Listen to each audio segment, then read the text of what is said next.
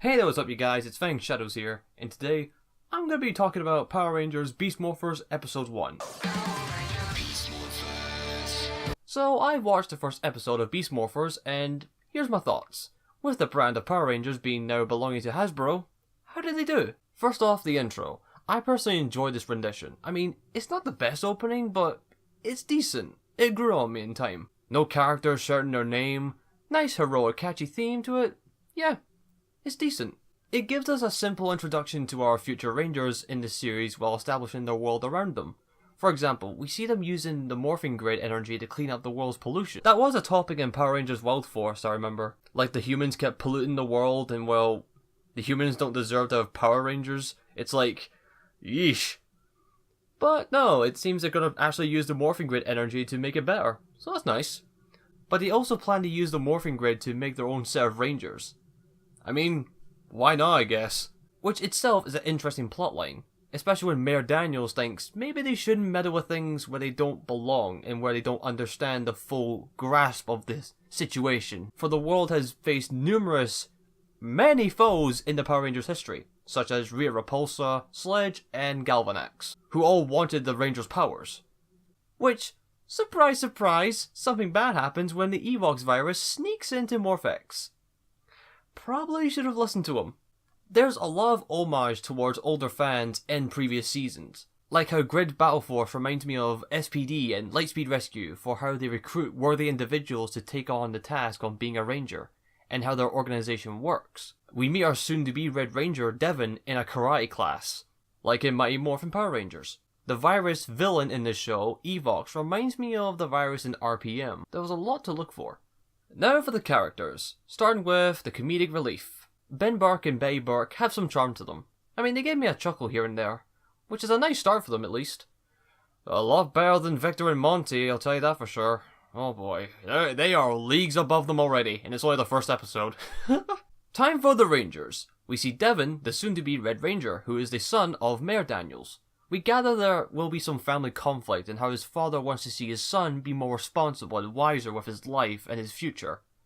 Which, that alone is also a nod to Time Force, with Wes and his father, so it'll be interesting seeing what they do with this family dynamic.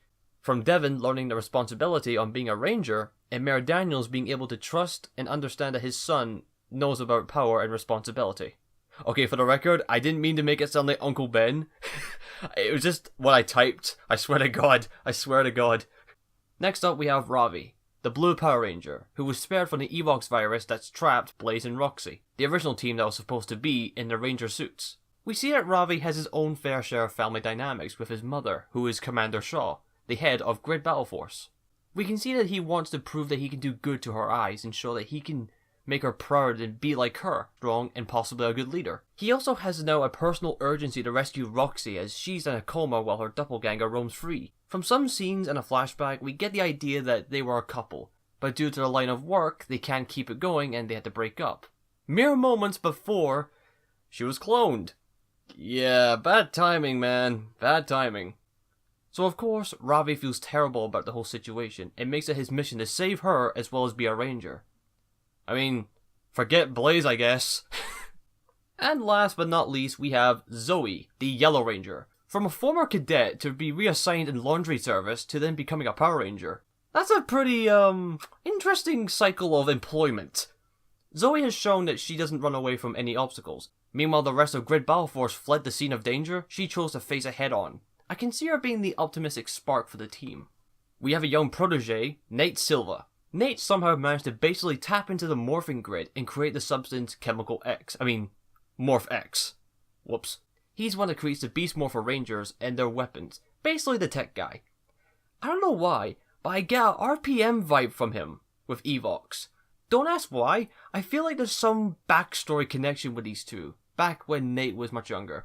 And can I just point out, I know it was a dangerous moment, but Nate just randomly turned these two bystanders into Rangers just like that. Like, I know they're in danger and being attacked by, like, some virus, but he just straight up turned two normal people that weren't even categorized for Rangers into Rangers. I just find that kind of funny in a way. Now for the Ranger suits themselves. I personally like the leather jackets, showing just enough of the main colour and just enough of the grey. I really like the helmets for the Ranger team. Nice, smooth and round, with a nice silver mouthpiece, with some neat colorized visors, and I also like the animal that's on top of their helmets when they've been merged with their DNA. I like the concept of Evox using the Blaze and Roxy clones to obtain the morphing grid, or at least MorphX. It's a concept that can be built up on terms of characters and interaction. With Ravi and Roxy, there could be some indecisive actions being made, especially on Ravi's part, because Evox can use the Roxy clone to his advantage, while Ravi, of course, will have to make the right choice and the right call. Blaze, well, our first introduction to him was basically, he's a jerk. But perhaps there will be some shift in his character later on. I'm getting a Jungle Fury vibe, if you get me. But the clones are open to many possibilities. For example, the Roxy clone could emulate feelings for Ravi during a fight and start to question her purpose, and then realize she may be her clone, but she has no personal feelings for him as she isn't her. Or maybe the Roxy clone tries to understand the memories of Roxy, and sees that Ravi and Roxy broke up, which sparks newfound hatred towards Ravi, and then makes later fights on more personal with her. Those are just some examples from the top of my head. A side note, I really like the whole glitchy effect that the clones have. I just find that really neat. I don't know, it just looks really interesting. I surprisingly enjoyed the fight scenes in this a lot more than I expected. I felt as though the choreography had a nice and smooth flow to it. It was also a pretty cool civilian fight, might I add. I mean, sure, we got a little cool Ranger fight, but that civilian fight was a lot better in my opinion. I personally liked it. Especially that double jump kick from Devon and Ravi. I personally loved that. That gave me a little bit of goosebumps, not gonna lie. And what's this? No forced puns from the Rangers or the villains! It seems Hasbro has a good start so far. I know a lot of people are saying, oh my god, this season's gonna be the best one in a long time, and how it beats the Neo Saban era right away. But we need to bear in mind, this is only a premiere episode. We've still to see how the season as a whole, and how the episodes hold up with a weekly running, and how it improves in terms of story and characters. I mean, I could say Hasbro has a good start so far, but for now, all we can really do is wait and see what happens and hope for the best. So overall, I enjoyed this episode of Beast Morphers. I just hope it pushes Power Rangers in a brighter light, you know? Like, don't get me wrong, I enjoy the franchise, but I feel as though there was something missing in Power Rangers in modern seasons. But hopefully Hasbro can make it work.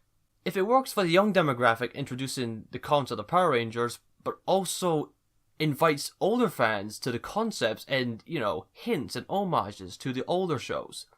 Maybe a few guest appearances, but still, like, treat its audience respectfully. You know, not just tone it down. I feel as though it could work for both sides, for young audiences and older audiences. So, what did you guys think about Beast Morphers? What is your opinion on the actual premiere itself? What did you like about it? What did you not like from it? And what would you want to see from it in general? Because that's all I can really think of. Like, what I want, right? I want it to feel somewhat like it's taking itself not too seriously, but serious enough, but also have some charm to it, have some fun, especially with character growth and a lot of action. I mean, it's Power Rangers, come on. But yeah, as a premiere goes, this was pretty decent. I actually enjoyed this. The cast acted well, the fights were really good, and it has an interesting charm with the whole, you know, using the morphing grid and there's a virus trying to sneak its way in. You know, I really enjoyed that concept. So I just hope that we get a good Power Ranger series from Hasbro. But so far, it's a good start, but hopefully it continues and progresses. So, hope you guys enjoyed this video. I certainly enjoyed this video. I'm just trying out a different style and see how it goes. If it works, GG. So yeah, hope you guys enjoyed. See y'all next time.